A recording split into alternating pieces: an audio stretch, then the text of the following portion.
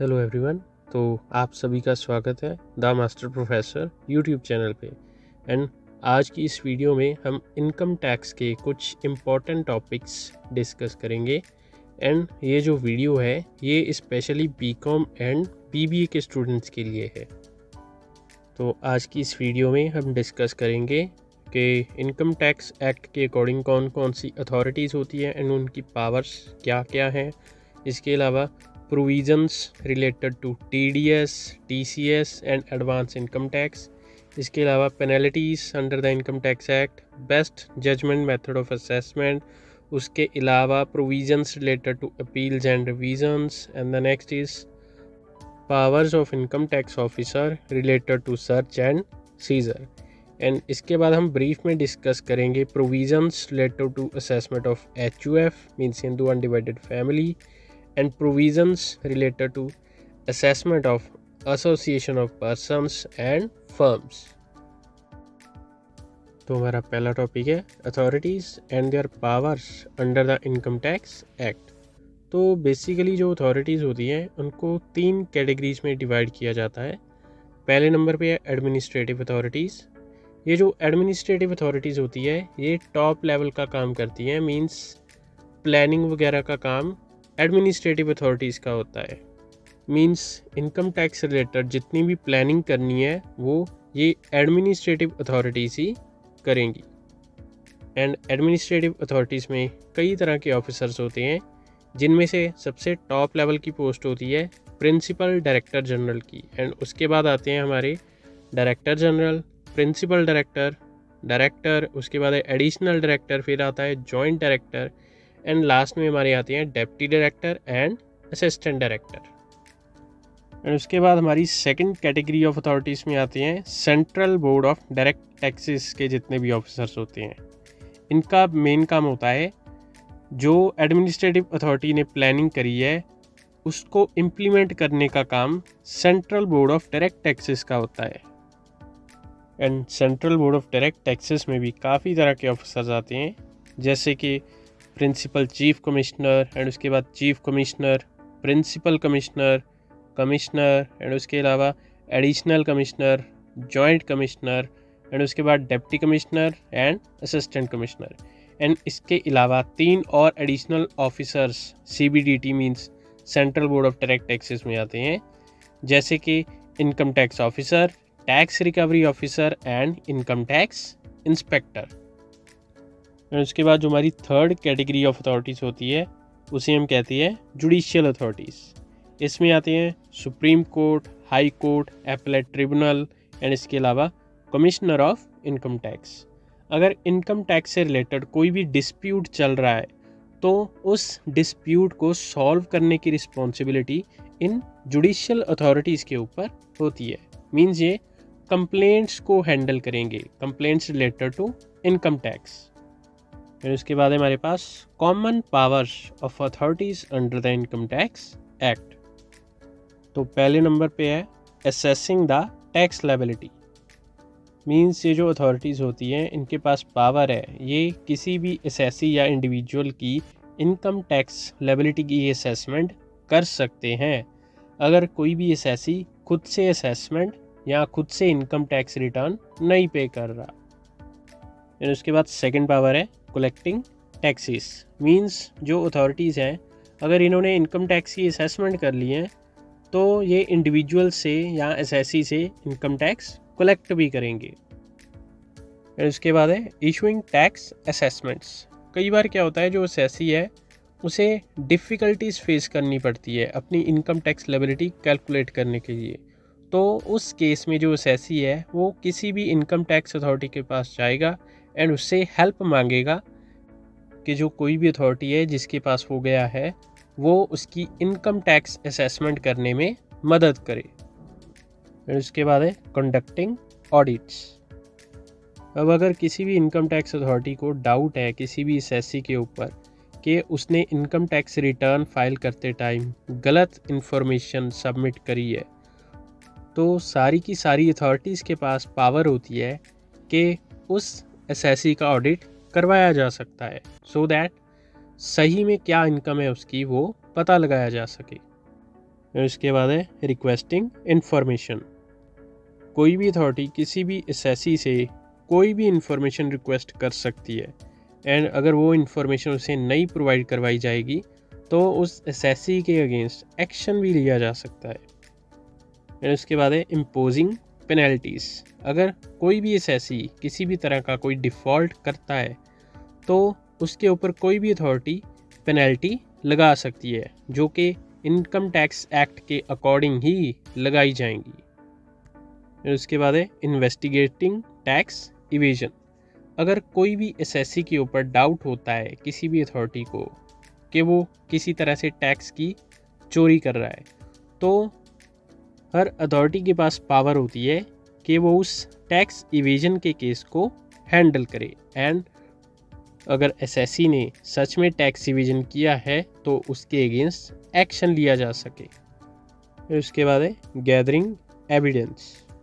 अगर किसी भी एसएससी के ऊपर किसी भी तरह के डिफ़ॉल्ट का डाउट है किसी भी अथॉरिटी को, तो उसके पास पावर है वो एविडेंस कलेक्ट करने के लिए उस एसएससी इन डिफ़ॉल्ट से किसी भी तरह का डॉक्यूमेंट मंगवा सकती है। और उसके बाद है प्रोसिक्यूटिंग टैक्स ऑफेंसेस। अगर किसी भी एसएससी के ऊपर डाउट होता है कि उसने कोई ऑफेंस किया है, तो उसके अगेंस्ट जो लीगल एक्शन की प्रोसीडिंग्स है वो कोई भी इनकम टैक्स अथॉरिटी स्टार्ट कर सकती है। मीन्स उसके ऊपर केस वगैरह किया जा सकता है किसी भी इनकम टैक्स अथॉरिटी की तरफ से। और इसके बाद है प्रोवाइडिंग गाइडेंस। अगर किसी भी एसएससी को इनकम टैक्स से रिलेटेड किसी भी मैटर में कोई गाइडेंस चाहिए होगी, तो वो एसएससी किसी भी अथॉरिटी के पास जाके हेल्प मांग सकता है एंड उस अथॉरिटी को एसएससी की मदद भी करनी पड़ेगी। और उसके बाद है इम्प्लीमेंटिंग न्यू रूल्स। अगर कोई भी नया रूल होता है इनकम टैक्स के साथ रिलेटेड, तो उसे इम्प्लीमेंट करने की रिस्पॉन्सिबिलिटी भी इन्हीं अथॉरिटीज़ के पास होती है। इसके बाद है कलेक्टिंग टैक्स स्टैटिस्टिक्स। मींस किसी भी फाइनेंशियल ईयर में गवर्नमेंट ऑफ इंडिया ने या किसी भी गवर्नमेंट ने कितना टैक्स कलेक्ट किया एंड उस टैक्स कलेक्ट करने की कॉस्ट कितनी पड़ी, या इसके अलावा टैक्स इवेजन की अमाउंट कितनी रही किसी भी फाइनेंशियल ईयर में। ये सारे का सारा डाटा कलेक्ट एंड मेंटेन करना भी इनकम टैक्स अथॉरिटीज़ का ही काम होता है। हमारा अगला टॉपिक है provisions related to TDS, TCS and advance income tax. तो टीडीएस की फुल फॉर्म है tax deducted at source. TDS एक तरह का इनकम टैक्स ही होता है जो कि कुछ स्पेसिफाइड पेमेंट्स करते टाइम जो पर्सन पेमेंट कर रहा है वो उस पेमेंट में से डिडक्ट कर लेता है, जैसे कि रेंट की पेमेंट हो गई, इसके अलावा कमीशन, सैलरी, प्रोफेशनल फ़ीस या इंटरेस्ट। इसके अलावा और भी काफ़ी तरह की पेमेंट्स होती है जिनके ऊपर टीडीएस डिडक्ट किया जाता है। जो पर्सन पेमेंट करते टाइम टीडीएस डिडक्ट करता है उसे हम डिडक्टर कहते हैं, एंड जो person after deducting the TDS payment receive करता है उसे हम डिडक्टी कहते हैं। एंड जो टीडीएस की अमाउंट डिडक्टर ने डिडक्ट करी है उस अमाउंट को वो गवर्नमेंट को डिपॉजिट करवा देता है डिडक्टी के बिहाफ पे। अब बेसिकली जो डिडक्टी अमाउंट रिसीव कर रहा है वो उसकी इनकम है, उसने साल के एंड में उसके ऊपर इनकम टैक्स तो पे करना ही था, लेकिन जो गवर्नमेंट है उसने कुछ ऐसी प्रोविज़न्स बना दी हैं जिनकी वजह से कुछ स्पेसिफाइड पेमेंट्स रिसीव करते टाइम जो डिडक्टी है वो पहले ही इनकम टैक्स डिडक्ट करवा देगा, जिसे हम टीडीएस कहते हैं। एंड ये टीडीएस डिडक्ट करने की रिस्पॉन्सिबिलिटी जो पर्सन पेमेंट कर रहा है उसके ऊपर होती है, जिसे हम डिडक्टर कहते हैं। तो बेसिकली हम कह सकते हैं टीडीएस एक तरह का इनकम टैक्स ही होता है जो कि गवर्नमेंट को एडवांस में ही पे कर दिया जाता है। और उसके बाद ये हमारे पास कुछ एग्जांपल्स या केसेस गिवन है जिनकी पेमेंट करते टाइम टीडीएस डिडक्ट किया जाता है। तो पहले नंबर पे है TDS ऑन सैलरीज। जो कुछ कंपनीज़ होती हैं, मल्टीनेशनल कंपनीज़ या गवर्नमेंट कंपनीज़, वो अपने एम्प्लॉयज़ को जब सैलरी पे करती हैं तो उसमें से पहले ही TDS डिडक्ट कर देती हैं, सो दैट एम्प्लॉय को साल के एंड में उस सैलरी के ऊपर इनकम टैक्स ना देना पड़े, क्योंकि वो एडवांस में ही TDS कटवा चुका है अपनी सैलरी के ऊपर। अब सैलरी के ऊपर TDS काटने के लिए जो कंपनी है उसके पास टैन नंबर होना मैंडेटरी है। एंड जो सैलरी के ऊपर TDS की परसेंटेज है वो डिपेंड करती है कि उस एम्प्लॉय की इनकम कौन से स्लैब रेट में आती है। इसके बाद हमारे पास TDS on balance payment of recognised provident fund. जब कोई भी एम्प्लॉय अपनी जॉब चेंज करता है या रिटायर होता है तो उसे जो प्रोविडेंट फंड के पैसे मिलेंगे, रिकॉग्नाइज्ड प्रोविडेंट फंड के पैसे, वो पैसे उसे TDS डिडक्ट करके ही मिलेंगे। उसके बाद है TDS on interest on securities. अब सपोज किसी भी पर्सन के पास किसी कंपनी के डिबेंचर्स है या कोई भी सिक्योरिटीज़ है, जब उसे इंटरेस्ट मिलेगा उन सिक्योरिटीज़ के ऊपर तो उनके ऊपर भी जो कंपनी है TDS डिडक्ट करके ही इंटरेस्ट पे करेगी। एंड इन सब के अलावा अगर कोई भी पर्सन लॉटरी में से कोई अमाउंट विन करता है या क्रॉसवर्ड पजल में से उसे कोई भी विनिंग होती है या इसके अलावा रेस हॉर्सेस में से उसे कोई भी अमाउंट मिलती है, तो इन सब के ऊपर भी 30% TDS डिडक्ट किया जाएगा। एंड इन सब के अलावा अगर कोई भी पर्सन कॉन्ट्रैक्टर से कोई काम करवाता है एंड उसे पेमेंट देते टाइम भी वो TDS डिडक्ट करके ही पेमेंट करेगा कॉन्ट्रैक्टर को। एंड इन सब के अलावा कमीशन के ऊपर भी TDS डिडक्ट किया जाता है। इसके अलावा रेंट के ऊपर या डिविडेंड की पेमेंट के ऊपर भी कंपनी TDS डिडक्ट करके ही पेमेंट करेगी अपने शेयर होल्डर्स को। एंड इसके अलावा कुछ पेमेंट्स ऐसी होती हैं जो कि अगर कैश में करी जाएं तो उनके ऊपर TDS डिडक्ट किया जाएगा, लेकिन अगर किसी और मोड में वो पेमेंट्स करी जाएं, मींस अदर देन कैश, जैसे कि चेक या ऑनलाइन बैंक ट्रांसफ़र, तो उनके ऊपर TDS नहीं लगेगा। लेकिन अगर कैश में पेमेंट कर रहे हो तो TDS डेफिनेटली लगेगा। एंड इन सब के अलावा अगर कोई भी इमूवेबल प्रॉपर्टी की डीलिंग हो रही है तो उसकी सेल परचेज के ऊपर भी TDS डिडक्ट किया जाएगा। एंड ये सिर्फ कुछ ही एग्जांपल्स हैं जिनमें TDS अप्लाई किया जाता है। इसके अलावा और भी काफ़ी सारी पेमेंट्स हैं जिनके ऊपर TDS लगाया जाता है। हमारा अगला टॉपिक है TCS means tax collected at source. जो TCS होता है वो कोई भी सेलर जो है बायर से कलेक्ट करता है एंड उसके बाद गवर्नमेंट को डिपॉजिट करवाता है। एंड जो TCS है ये सिर्फ कुछ पार्टिकुलर स्पेसिफाइड आइटम्स के सेल के ऊपर ही कलेक्ट किया जाता है बायर से। जैसे कि हमारे पास कुछ एग्जांपल्स भी गिवन हैं, जैसे कि 1% TCS अप्लाई होगा जब लिक्वर सेल होगी जो कि ह्यूमन कंजम्पशन के लिए यूज़ होती है। एंड इसके अलावा 2.5% TCS अप्लाई होगा जबकि एक फॉरेस्ट लीज पे दिया गया है जिसमें टिम्बर वुड अवेलेबल है। एंड इसके अलावा 5% TCS लगेगा तेंदू लीव्स के सेल के ऊपर। इसके अलावा 2.5% TCS अप्लाई होगा जब टिम्बर वुड सेल करी जाएगी उस फॉरेस्ट से जो कि लीज पे नहीं दिया गया। इसके अलावा 2.5% TCS अप्लाई होगा जब कोई भी ऐसी चीज़ सेल करी जाएगी जो कि फॉरेस्ट की हेल्प से प्रोड्यूस करी जा रही है, एक्सेप्ट तेंदू लीव्स या टिम्बर वुड। इसके अलावा सेल ऑफ स्क्रैप के ऊपर 1% TCS अप्लाई किया जाता है एंड 1% TCS ही अप्लाई होता है जब मिनरल्स जैसे कि लाइनाइट, कोल या आयरन ओर सेल किए जाते हैं। इसके अलावा अगर कोई भी मोटर व्हीकल सेल करी जाती है जिसकी वैल्यू 10 लाख से ज़्यादा है, उसके ऊपर भी TCS अप्लाई किया जाएगा। एंड इन सब के अलावा parking lot, toll plaza, mining या और किसी भी तरह की एक्सट्रैक्शन का काम किया जाएगा जिसे हम क्वायरिंग कहते हैं, उन केसेस में भी 2% TCS अप्लाई किया जाएगा, जो कि गवर्नमेंट को पे किया जाएगा सेलर की तरफ से बायर से कलेक्ट करके। हमारा अगला टॉपिक है एडवांस इनकम टैक्स। तो एडवांस इनकम टैक्स का मीनिंग इसके नाम से ही पता चलता है। मींस जो एसएससी है वो अपना इनकम टैक्स एडवांस में ही पे कर देगा गवर्नमेंट को, बजाय इसके कि वो ईयर ख़त्म होने का वेट करेगा तब इनकम टैक्स पे करेगा। एंड जो एडवांस टैक्स होता है ये इंस्टॉलमेंट्स में पे किया जाता है गवर्नमेंट को, एंड इसकी जो ड्यू डेट्स होती हैं वो गवर्नमेंट ने पहले से ही डिसाइड करी हुई हैं, जो कि इनकम टैक्स की ऑफिशियल वेबसाइट के ऊपर भी मेंशन है।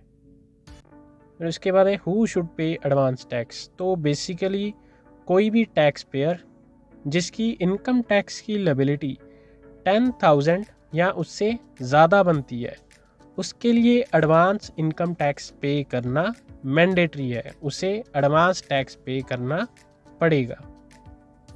And according to section 234B, जो कोई भी टैक्स पेयर है जिसकी टोटल टैक्स लायबिलिटी 10,000 से ज़्यादा है, उसे 90% से ज़्यादा अपनी टैक्स की अमाउंट एडवांस टैक्स के फॉर्म में गवर्नमेंट को पे करनी पड़ेगी। एंड इस एडवांस इनकम टैक्स को जब पे करता है वो TDS या TCS की फॉर्म में पे करता है। एंड अगर वो टैक्स पेयर एडवांस टैक्स जो पे करना है उसने, अगर वो उसमें डिले करेगा तो उसके ऊपर 1% इंटरेस्ट भी चार्ज किया जा सकता है गवर्नमेंट की तरफ से, एंड उसे वो इंटरेस्ट भी पे करना पड़ेगा। हमारा अगला टॉपिक है penalties under the income tax act. अब पेनल्टी वर्ड का सिंपल मीनिंग है किसी भी तरह का फाइन जो कि एक टैक्स पेयर के ऊपर लगाया जा रहा है अगर उसने कोई भी रूल इनकम टैक्स एक्ट का फॉलो नहीं किया। तो इनकम टैक्स एक्ट के अकॉर्डिंग पेनल्टी लगने के काफ़ी सारे रीज़न्स हो सकते हैं, जैसे कि पहले नंबर पे है फेलियर टू पे टैक्स। अगर एसएससी ने टैक्स पे ही नहीं किया तो उसके ऊपर पेनल्टी लगेगी, एंड पेनल्टी की अमाउंट डिपेंड करती है कि उस पर्सन की तरफ से कितनी टैक्स लायबिलिटी थी। अगर उसकी ज़्यादा टैक्स लायबिलिटी होगी तो उसके ऊपर ज़्यादा पेनल्टी चार्ज करी जाएगी, अगर उसकी कम टैक्स लायबिलिटी थी तो उसके ऊपर कम पेनल्टी लगेगी। फिर उसके बाद है फॉर अंडर रिपोर्टिंग और मिस रिपोर्टिंग ऑफ इनकम। अगर कोई भी एसएससी या tax payer income tax return file करते टाइम अपनी इनकम कम बता दे या गलत बता दे एंड बाद में पकड़ा जाए तो उसे भी पेनल्टी देनी पड़ेगी। एंड इसके अलावा अगर कोई भी एसएससी कुछ मेन ट्रांजैक्शंस के या इंटरनेशनल ट्रांजैक्शंस के इम्पॉर्टेंट डॉक्यूमेंट्स या उनका एविडेंस मेंटेन करके नहीं रखता तो भी उसे पेनल्टी देनी पड़ेगी। एंड इसके अलावा एसएससी को किसी भी तरह की डीम्ड इनकम होती है तो भी उसे पेनल्टी देनी पड़ेगी, क्योंकि ये जो डीम्ड इनकम्स होती है ये अनडिस्क्लोज्ड सोर्सेज से होती है, एंड इन अनडिस्क्लोज्ड सोर्सेज को इनकम टैक्स एक्ट के अकॉर्डिंग ब्लैक मनी माना जाता है, तो इसीलिए पेनल्टी लगेगी। एंड इसके अलावा जो पर्सन टैक्स पे कर रहा है अगर उसके लिए मैंडेटरी है कि उसने ऑडिट करवाना है, एंड अगर वो ऑडिट नहीं करवाता तो भी उसे पेनल्टी देनी पड़ेगी। एंड इसके अलावा कोई भी रिपोर्ट अगर उसके लिए सबमिट करवानी इम्पॉर्टेंट है, मैंडेटरी है, एंड वो रिपोर्ट वो नहीं सबमिट करवाएगा तो उसे पेनल्टी देनी पड़ेगी, क्योंकि उसने रिपोर्ट सबमिट नहीं करवाई टाइम पे। एंड इसके अलावा रिपोर्ट में अगर वो कोई इनकरेक्ट स्टेटमेंट मेंशन कर दे एंड बाद में उसके बारे में इनकम टैक्स डिपार्टमेंट को पता चल जाए कि ये स्टेटमेंट गलत है तो भी उसे पेनल्टी देनी पड़ेगी। एंड इसके अलावा इनकम टैक्स डिपार्टमेंट की तरफ से अगर एसएससी को या टैक्स पेयर को कोई भी नोटिस सर्व किया जाता है, मींस कोई भी नोटिस आता है एंड वो उस नोटिस के अकॉर्डिंग रिस्पॉन्ड नहीं करता या उस नोटिस में जो चीज़ें मेंशन करी गई हैं वो चीज़ें अगर वो नहीं करेगा तो भी उसे पेनल्टी देनी पड़ेगी।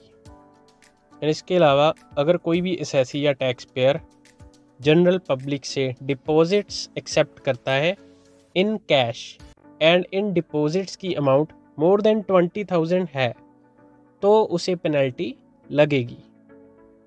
एंड इसके अलावा जो भी प्रिस्क्राइब्ड स्टेटमेंट्स किसी भी टैक्स पेयर के लिए फर्निश करना इम्पॉर्टेंट है, मैंडेटरी है, एंड उन रिपोर्ट्स को वो नहीं सबमिट करवाएगा तो भी उसे पेनल्टी देनी पड़ेगी। एंड उसके बाद है failure to furnish return of fringe benefits.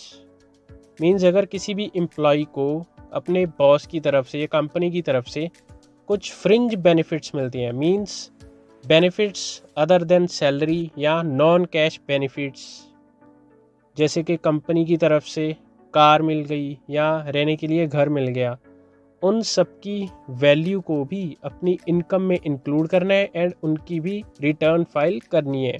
And अगर फ्रिंज बेनिफिट्स की रिटर्न नहीं फाइल करी जाएगी तो उस पर्सन को पेनल्टी लगेगी।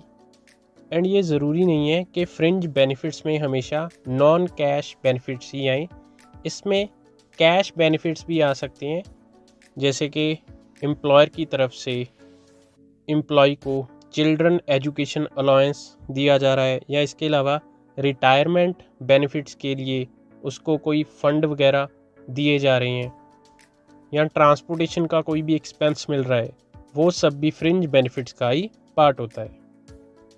एंड इसके अलावा अगर किसी भी पर्सन की ड्यूटी बनती है, उसने कोई पेमेंट करनी है एंड उसके ऊपर टीडीएस डिडक्ट करना है, लेकिन अगर वो टीडीएस नहीं डिडक्ट कर रहा तो उसे पेनल्टी देनी पड़ेगी।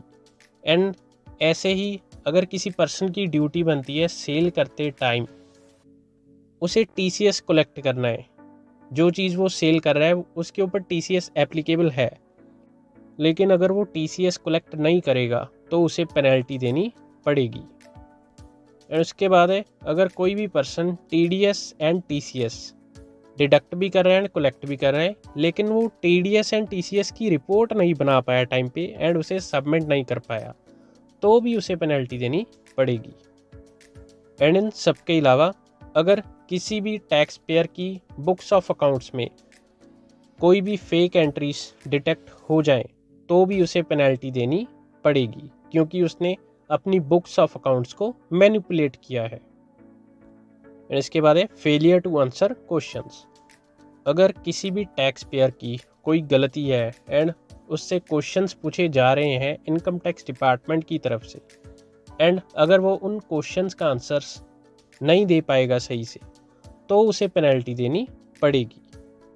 एंड इन सब के अलावा अगर कोई भी टैक्स पेयर कुछ इम्पॉर्टेंट डॉक्यूमेंट्स या इनकम टैक्स रिटर्न के ऊपर अपने सिग्नेचर नहीं करेगा तो भी उसे पेनल्टी देनी पड़ेगी। एंड इसके बाद है अगर कोई भी पर्सन टीडीएस डिडक्ट कर रहा है या टीसीएस कलेक्ट कर रहा है एंड ये करते टाइम अगर वो अपना टैन नंबर नहीं यूज़ करता तो भी उसे फ़ाइन देना पड़ेगा, पेनल्टी लगेगी। एंड उसके बाद है penalty for not filing statement within due date. अगर कोई भी पर्सन रिक्वायर्ड स्टेटमेंट या कोई भी प्रिस्क्राइब्ड स्टेटमेंट सही ड्यू डेट पे फाइल नहीं करेगा या अगर उसने अपनी इनकम टैक्स की रिटर्न ही ड्यू डेट के ऊपर फाइल नहीं करी तो भी उसे पेनल्टी देनी पड़ेगी। हमारा अगला टॉपिक है best judgment method of income tax assessment. अब कई बार क्या होता है, जो टैक्स पेयर होता है वो सही तरीके से अपनी इनकम की असेसमेंट नहीं कर पाता, मींस उसे कन्फ्यूज़न होती है कि उसकी साल की टोटल इनकम कितनी है एंड अगर इनकम में कन्फ्यूज़न होगी वो टैक्स की लेबिलिटी सही तरह से कैलकुलेट नहीं कर पाएगा। एंड जब कोई भी टैक्स पेयर अपनी इनकम की असेसमेंट सही तरीके से नहीं कर पाता तो उस केस में जो असेसिंग ऑफिसर होता है वो अपनी best knowledge, skill and judgment को यूज़ करता है उस टैक्स पेयर की एनुअल इनकम डिटरमाइन करने में, सो दैट उस टैक्स पेयर की हेल्प करी जा सके ताकि वो सही टाइम पे अपनी टैक्स लायबिलिटी पे कर दे। एंड यहाँ कई बार इसके अलावा अगर कोई भी टैक्स पेयर टाइम के ऊपर अपनी इनकम टैक्स रिटर्न ना फाइल करे तो उस केस में जो असेसिंग ऑफिसर है वो टैक्स पेयर के बिना हेल्प मांगे ही उसकी इनकम टैक्स की असेसमेंट करेगा according to best judgment method of assessment. उसके बाद है circumstances when this method is used. पहले नंबर पे है नॉन प्रोडक्शन ऑफ बुक्स और रिकॉर्ड्स और रिक्वायर्ड डॉक्यूमेंट्स। जब टैक्स पेयर या असेसी जो है उसके पास रिक्वायर्ड डॉक्यूमेंट्स वगैरह या रिकॉर्ड्स या बुक्स नहीं होते जो कि इनकम टैक्स डिपार्टमेंट की तरफ से उससे मंगवाए जाते हैं, मींस असेसी के पास उसकी इनकम का कोई प्रूफ नहीं होता, तब बेस्ट जजमेंट मेथड यूज़ किया जाता है। एंड इसके अलावा अगर असेसी के पास इनकम्प्लीट या इनएक्यूरेट रिकॉर्ड्स हों तो भी बेस्ट जजमेंट मेथड यूज़ किया जाएगा। एंड इसके अलावा अगर जो टैक्स पेयर है वो कोऑपरेट नहीं कर रहा है इनकम टैक्स डिपार्टमेंट के साथ, मींस वो अपनी सही इनकम नहीं बता रहा या टाल मटोल कर रहा है इनकम टैक्स रिटर्न फाइल करवाते टाइम, तो उस केस में भी बेस्ट जजमेंट मेथड यूज़ किया जाएगा। एंड उसके बाद है cancellation of best judgment assessment. अब असेसी से जो एविडेंस मंगवाया गया है अगर वो एविडेंस वो पेश कर दे तो उस केस में बेस्ट जजमेंट असेसमेंट को कैंसिल कर दिया जाता है। एंड इसके अलावा जो गलतियां असेसी ने करी हैं जिसकी वजह से बेस्ट जजमेंट मेथड यूज़ किया जा रहा है, अगर उन गलतियों को असेसी सुधार ले, उनको सही कर दे, तो उस केस में भी बेस्ट जजमेंट मेथड को कैंसिल कर दिया जाएगा। एंड इसके अलावा अपील और रिवीजन, मींस जो असेसी है उसने बेस्ट जजमेंट मेथड को सही नहीं माना एंड उसने किसी भी अथॉरिटी के पास जाके अपील कर दी कि वो खुद से रिटर्न फाइल करेगा, उसे बेस्ट जजमेंट असेसमेंट नहीं चाहिए, एंड अगर अथॉरिटी ने उसके फेवर में डिसीजन दे दिया तो उस केस में भी बेस्ट जजमेंट मेथड असेसमेंट को कैंसिल कर दिया जाएगा। हमारा अगला टॉपिक है provisions related to appeals and revisions. अब अपील का बेसिक मीनिंग होता है, अब सपोज किसी भी टैक्स पेयर का कोई डिफ़ॉल्ट था एंड किसी भी इनकम टैक्स अथॉरिटी ने उसके लिए कोई भी जजमेंट या कोई डिसीज़न पास ऑन किया एंड सपोज उस अथॉरिटी के डिसीज़न से वो टैक्स पेयर सेटिस्फाइड नहीं हुआ एंड वो उस डिसीज़न को चैलेंज कर सकता है किसी अपर अथॉरिटी में जाके। तो अपील का बेसिक मीनिंग है जब कोई भी असेसी या टैक्स पेयर किसी लोअर अथॉरिटी के डिसीज़न को अपर अथॉरिटी में जाके चैलेंज करता है, जैसे कि फॉर एग्ज़ाम्पल हाई कोर्ट के डिसीज़न को सुप्रीम कोर्ट में चैलेंज किया जा सकता है, वैसे ही इनकम टैक्स के केसेस में भी ऐसा किया जा सकता है। तो अभी बेसिकली आपके सामने ये टेबल बना हुआ है जिसमें एक तरफ आपको 4 अथॉरिटीज़ के नाम गिवन है एंड दूसरी तरफ आपको अलग अलग स्टेजेस गिवन है अपील करने के। तो पहले नंबर पे है सीक्वेंस ऑफ अपील।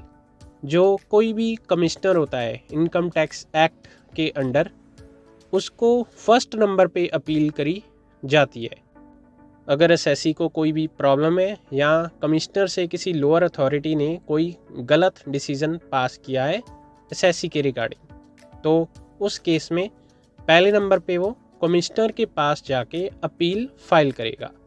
एंड इसके बाद अगर कमिश्नर के डिसीज़न से भी वो सेटिस्फाइड नहीं हुआ तो सेकंड नंबर पे वो एपेलेट ट्रिब्यूनल के पास जाएगा अपील फाइल करने के लिए।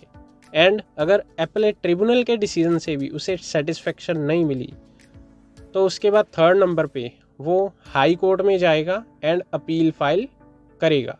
एंड हाई कोर्ट के बाद अगर उसने अपील फाइल करनी है तो supreme court is the final destination for appeal. इसके अलावा और किसी भी हायर अथॉरिटी के पास जाके वो अपील नहीं कर सकता। एंड उसके बाद सेकंड पॉइंट है एपेलेंट, मींस कौन सा पर्सन अपील कर सकता है। अब कमिश्नर के पास जो एसएससी है वही अपील फाइल कर सकता है। एंड उसके बाद एपेलेट ट्रिब्यूनल के पास एसएससी भी अपील कर सकता है या सीआईटी भी कर सकता है। CIT means commissioner of income tax. And उसके बाद हाई कोर्ट में भी एसएससी भी अपील कर सकता है, कमिश्नर भी कर सकता है।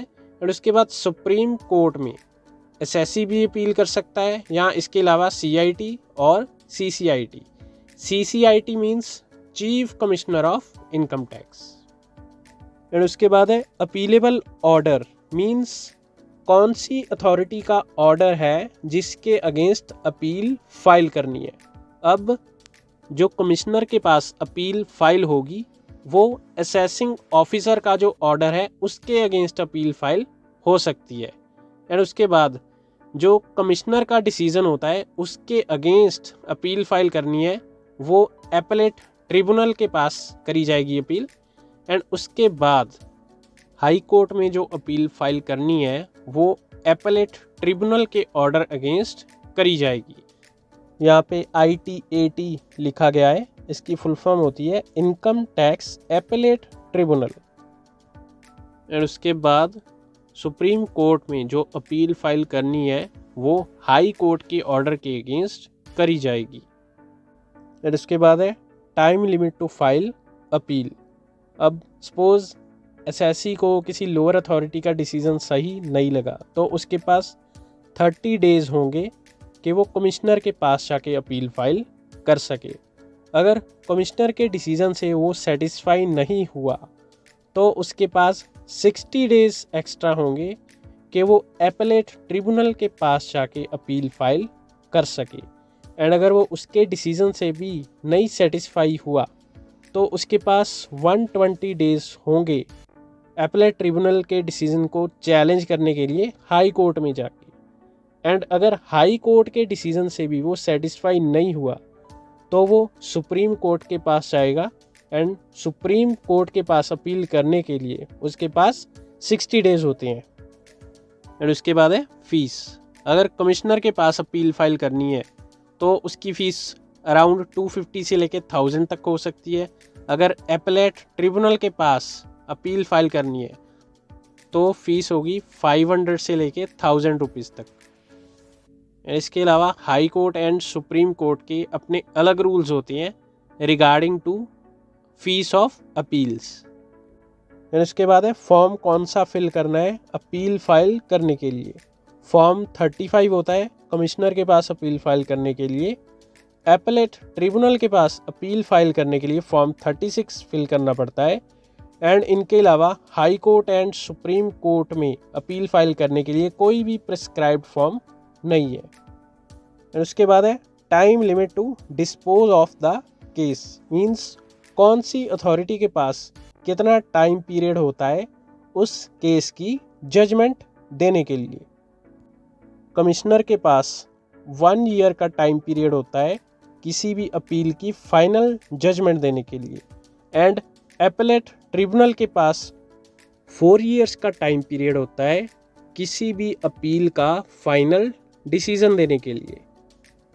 एंड इसके अलावा high court and supreme court के लिए कोई भी टाइम पीरियड स्पेसिफाइड नहीं है किसी भी अपील का फाइनल डिसीजन देने के लिए। और उसके बाद हमारे पास रिवीजन्स का मीनिंग। अब जब किसी भी लोअर अथॉरिटी के डिसीज़न को थोड़ा बहुत चेंज करके या उसमें से कोई भी एरर जो हुई है लोअर अथॉरिटी से उसको रिमूव करके जो हायर अथॉरिटी अपना रिवाइज्ड डिसीज़न देती है उसे हम कहते हैं रिवीजन्स। तो इन सिंपल वर्ड्स जब लोअर अथॉरिटी का डिसीज़न थोड़ा बहुत चेंज करके अपना नया डिसीज़न देती है कोई अपर अथॉरिटी तो उसे हम कहते हैं revision by the income tax authority. हमारा अगला टॉपिक है power of income tax officer related to search and seizure. अब यहाँ पे सर्च एंड सीजर का मीनिंग है अब सपोज किसी भी इनकम टैक्स ऑफिसर को डाउट है किसी भी एसएससी पे तो वहाँ पे जाके उसकी लोकेशन या प्लेस पे जाके सर्च ऑपरेशन किया जाएगा। मींस फाइंड आउट किया जाएगा उसके पास कोई अनडिस्क्लोज्ड प्रॉपर्टी या कैश तो नहीं है। अगर उसके पास कोई भी ऐसी चीज़ निकली मींस अनडिस्क्लोज्ड कैश या प्रॉपर्टी, तो उसे सीज कर लिया जाएगा। मींस जो असेसिंग ऑफिसर या इनकम टैक्स ऑफिसर है वो उसकी प्रॉपर्टी का चार्ज, जो कि अनडिस्क्लोज्ड प्रॉपर्टी है, उसका चार्ज अपने अंडर ले लेगा। उसे हम कहते हैं प्रॉपर्टी को सीज करना।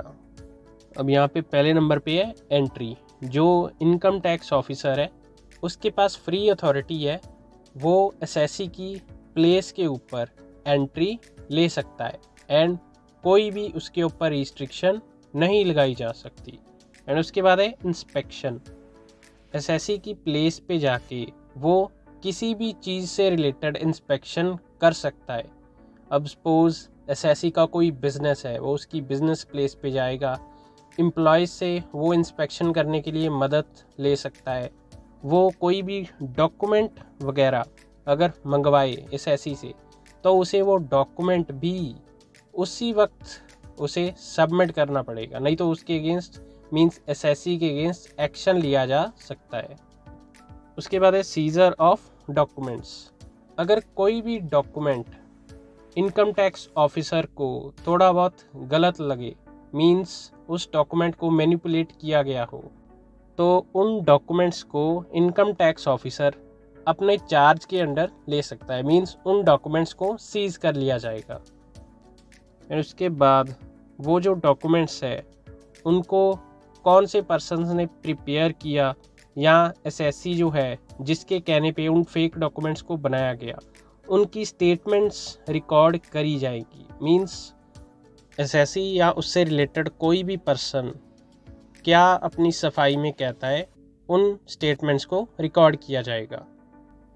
इसके अलावा अगर इनकम टैक्स ऑफिसर को उस एसएससी की बैंक स्टेटमेंट्स में भी कुछ गड़बड़ लगती है तो उसके बैंक अकाउंट्स को भी फ्रीज़ किया जा सकता है।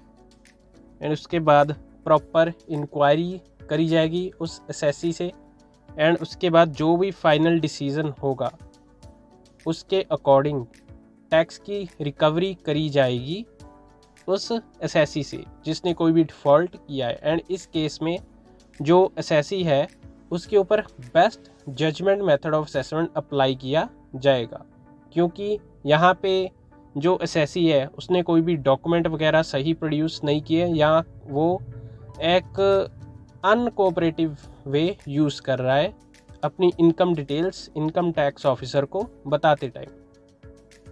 इन सब के अलावा दो इम्पॉर्टेंट पॉइंट्स हैं जो कि इनकम टैक्स ऑफिसर को हमेशा याद रखने चाहिए। अगर उसने कहीं भी रेड, सर्च या सीजर करनी है तो इन दो पॉइंट्स का होना बहुत ही ज़्यादा ज़रूरी है, जिनमें से पहला पॉइंट है जो टैक्स पेयर है जिसके against search and scissor operation किया जाएगा उसको पहले इनकम टैक्स डिपार्टमेंट की तरफ से काफ़ी नोटिस वगैरह भी भेजे जा चुके हैं एंड वो पर्सन उन नोटिस को रिस्पॉन्ड नहीं करता, तो उस केस में income tax officer search and scissor operation या रेड वगैरह कर सकता है। एंड सेकंड पॉइंट है ये रेड वगैरह तब करवाई जा सकती है जब इनकम टैक्स डिपार्टमेंट को या इनकम टैक्स ऑफिसर को किसी भी एसएससी के ऊपर डाउट है कि उसके पास या तो अनडिस्क्लोज्ड प्रॉपर्टी है या उसके पास कोई भी किसी तरह की अनडिस्क्लोज्ड इनकम या कैश है। अगर ये दोनों पॉइंट्स प्रेजेंट है किसी भी एसएससी के केस में तो उसी केस में जो इनकम टैक्स ऑफिसर है वो सर्च एंड सीजर ऑपरेशन या रेड वगैरह कंडक्ट कर सकता है। हमारा अगला टॉपिक है assessment of HUF means Hindu undivided family business. अब HUF का बेसिक मीनिंग है एक फैमिली यूनिट है जो कोई भी सिंगल टाइप का बिजनेस या मल्टीपल बिजनेसेस ऑन कर रही है एंड वो पूरी की पूरी फैमिली ही उसी सेम बिजनेस को चला रही है। अब जो HUF की इनकम होती है उसमें कौन कौन सी चीज़ें होती हैं, पहले नंबर पे है जॉइंट फैमिली बिजनेस और प्रोफेशन से कोई भी इनकम हो रही है वो होता है। इसके अलावा जॉइंट ओन्ड प्रॉपर्टीज़ में से अगर कोई भी इनकम आ रही है वो भी HUF की इनकम काउंट होगी। इसके अलावा कोई भी इन्वेस्टमेंट करी गई है HUF के फंड्स के साथ तो उससे होने वाली इनकम भी HUF की इनकम का पार्ट होती है एंड इन्हीं इनकम्स के ऊपर HUF को इनकम टैक्स पे करना पड़ेगा। उसके बाद है असेसमेंट प्रोसीजर। अब HUF का असेसमेंट प्रोसीजर बिल्कुल सेम होता है जो कि एक नॉर्मल इंडिविजुअल का होता है। अब कोई भी जो HUF होता है उसका एक हेड पर्सन होता है जिसे हम कर्ता कहते हैं एंड असेसमेंट प्रोसीजर की पूरी रिस्पॉन्सिबिलिटी कर्ता के ऊपर ही होती है। एंड जो टैक्स रेट्स नॉर्मल इंडिविजुअल्स के ऊपर एप्लीकेबल होते हैं वही सेम टैक्स रेट्स HUF के ऊपर अप्लाई होते हैं। एंड इसके अलावा HUF को इनकम टैक्स अथॉरिटी की तरफ से एक पैन कार्ड भी इशू किया गया हो। एंड इसके बाद फाइनेंशियल ईयर ख़त्म होने के बाद जब इनकम टैक्स रिटर्न फाइल करने की ड्यू डेट आएगी तो जो इनकम टैक्स रिटर्न होगी उसे फाइल करवाना कर्ता की रिस्पॉन्सिबिलिटी होगी एंड कर्ता के सिग्नेचर भी मैंडेटरी है इनकम टैक्स रिटर्न के ऊपर जो कि HUF की तरफ से फाइल करी जा रही है। हमारा अगला टॉपिक है assessment of association of persons and firms. अब जो एसोसिएशन ऑफ पर्सन होता है उसका मतलब एक ग्रुप ऑफ इंडिविजुअल्स या ग्रुप ऑफ एंटिटीज़ जो कोई भी पर्टिकुलर काम करने के लिए एक साथ ज्वाइन करती हैं एंड जैसे ही वो काम पूरा हो जाता है उस एसोसिएशन ऑफ पर्सन को डिसॉल्व कर दिया जाता है। एंड ये जो एसोसिएशन ऑफ पर्सन होती है इसके ऊपर जो टैक्स रेट्स एप्लीकेबल होते हैं वो कभी कभी तो नॉर्मल इंडिविजुअल वाले एप्लीकेबल होते हैं लेकिन कई बार जो टैक्स रेट्स कंपनीज़ के ऊपर लगाए जाते हैं वो टैक्स रेट्स भी एसोसिएशन ऑफ पर्सन के ऊपर लगाए जा सकते हैं। ये नॉर्मल केसेस में तब होगा जब एसोसिएशन ऑफ पर्सन जो बनी है वो काफ़ी कंपनीज़ को ग्रुप करके बनी है। मींस टैक्स रेट्स कौन से एप्लीकेबल होंगे AOP के ऊपर वो डिपेंड करता है कि AOP के जो मेंबर्स हैं वो कौन है, वो नॉर्मल इंडिविजुअल्स हैं, वो फर्म्स हैं या वो कोई भी कंपनी है। एंड जो टैक्स लायबिलिटी होती है AOP की वो डिटरमाइन करी जाती है उसकी साल की टोटल इनकम के ऊपर कि उसने कितना टैक्स पे करना है। एंड उसके बाद है फर्म्स। अब यहाँ पे फर्म का मीनिंग है कोई भी पार्टनरशिप फर्म जो कि रजिस्टर्ड है या कोई भी लिमिटेड लायबिलिटी पार्टनरशिप फर्म। अब ये जो फर्म्स होती हैं इनको सेपरेट लीगल एंटिटीज़ माना जाता है एंड इनके ऊपर अलग टैक्स रेट्स एप्लीकेबल होते हैं जो कि गवर्नमेंट की तरफ से सिर्फ फर्म्स के ऊपर लगाने के लिए ही इनकम टैक्स डिपार्टमेंट की तरफ से डिसाइड किए गए हैं। एंड ये जो फर्म्स होती है ये अपने प्रॉफिट के ऊपर टैक्स पे करती है एंड ये जो प्रॉफिट का शेयर बचता है आफ्टर पेमेंट ऑफ टैक्स वो प्रॉफिट शेयर पार्टनर्स को डिस्ट्रीब्यूट कर दिया जाता है। एंड जो प्रॉफिट का शेयर एक पार्टनर को आया उसके ऊपर वो अलग से अपना पर्सनल इनकम टैक्स पे करेगा। एंड उसके बाद है टैक्स लायबिलिटी। अब फर्म्स की जो टैक्स लायबिलिटी होती है वो भी डिपेंड करता है कि उनकी साल की टोटल इनकम या टोटल प्रॉफिट कितना है एंड उसी के अकॉर्डिंग टैक्स रेट डिसाइड किया जाएगा एंड उसी के अकॉर्डिंग टैक्स की लायबिलिटी डिटरमाइन करी जाएगी। तो इसी टॉपिक के साथ ये वीडियो यहाँ पे ख़त्म होती है। तो ये वीडियो आपको कैसे लगी कमेंट्स सेक्शन में ज़रूर बताएं। इस वीडियो को अपने फ्रेंड्स के साथ शेयर करें, लाइक करें, चैनल को सब्सक्राइब करें and all the best to you dear students for your exams.